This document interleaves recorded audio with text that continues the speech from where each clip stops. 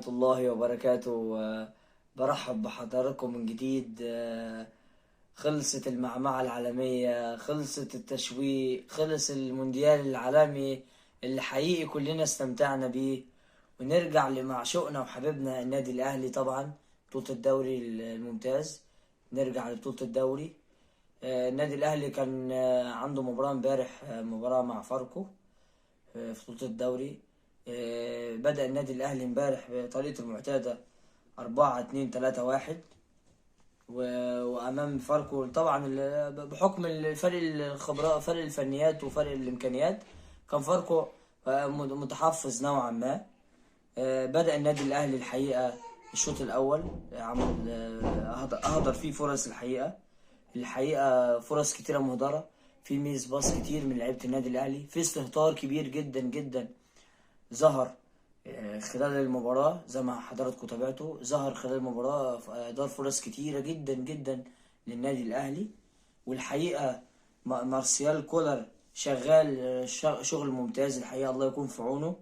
بيعتمد على خلق، الراجل بيعتمد كل شغله بيعتمد على خلق المساحات من خلال الأطراف أو من العمق عن طريق تمريرات سريعة. كمان في شغل عظيم من كولر في أدوار اللعيبة. امبارح كان برونو سافيو كان بيلعب مهاجم وهمي عشان يفضي مساحات لكريم فؤاد أو لقفشة أو لعبد القادر إن هما يجوا من تحته كمهاجمين من تحته.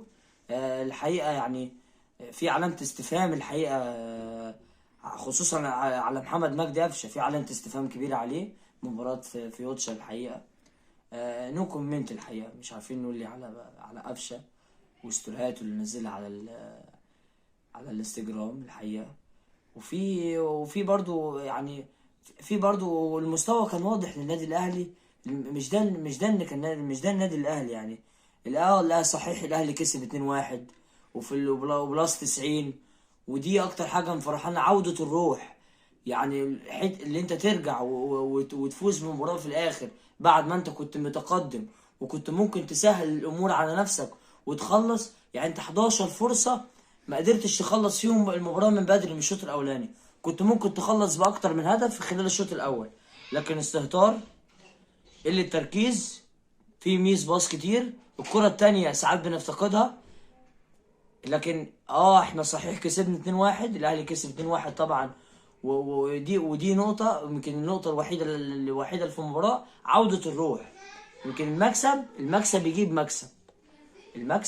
مكسب، وهي دي نقلة ان شاء الله بإذن الفترة اللي جاية. وبإذن الله في يناير لازم تدعيمات قوية، عشان طبعا داخل على كأس العالم للأندية، بطولة عالمية، ولازم تكون عامل واخد احتياطاتك. في لعيبة لازم تعيد حساباتها مرة تانية، ونشوف وراجعوا نفسهم مرة تانية. انت بتلعب في النادي الأهلي، أفضل نادي في أفريقيا، النادي وصل العالمية، انت بتلعب في النادي الأهلي، فلازم لعيبة تعيد حساباتها. وألف مبروك للنادي الأهلي، وبالتوفيق بإذن الله الفترات القادمة بإذن الله. وأهم حاجة عودة الروح للنادي الأهلي بالفوز في البلاس 90 في الوقت القاتل. زي ما حضراتكم تابعتوا جول محمد شريف في الآخر، ودي النقطة البارزة خلال اللقاء. لكن لازم اللعيبة تعيد حساباتها مرة تانية. في 11 فرصة لو حسبناهم، في 11 فرصة ضايعين من النادي الأهلي، ولازم قفشة يعيد حساباته مرة تانية. في بعض من اللاعبين الأهلي في استهتار، لازم يكون في تركيز الفترة القادمة، ما ينفعش، لازم داخل على معمعة كبيرة الفترة القادمة. والسلام عليكم ورحمة الله وبركاته.